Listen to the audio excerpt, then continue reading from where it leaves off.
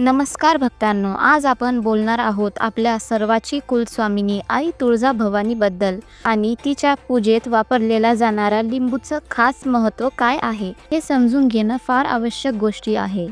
तुम्ही कधी विचार केला आहे का, आई तुळजाभवानीला लिंबू का अर्पण केला जातो? लिंबूच का?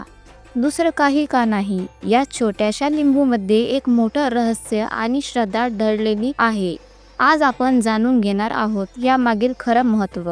आई तुळजाभवानी ही शक्तीची देवी मानली जाते। महाराष्ट्रातील लाखो भक्त तिची मनापासून पूजा करतात। असं मानलं जातं की आई तुळजाभवानी भक्तांचं रक्षण करते। लिंबूचं काय महत्त्व आहे?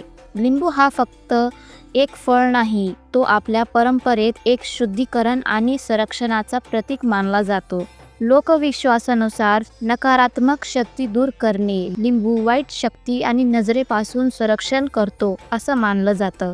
दुसरं, ऊर्जेचं संतुलन। घरात किंवा व्यक्तीभोवती असलेली नकारात्मक ऊर्जा शोषून घेण्याची क्षमता लिंबामध्ये असते। देवीला प्रिय वस्तू। आई तुळजाभवानीला तिखट, आंबट आणि गोड वस्तू अर्पण केल्या जातात। त्यात लिंबू विशेष मानला जातो। मंदिरात लिंबू का वापरतात? तुम्ही पाहिलं असेल, कधी कधी देवी समोर लिंबू ठेवतात किंवा त्यावर कापूर ठेवतात।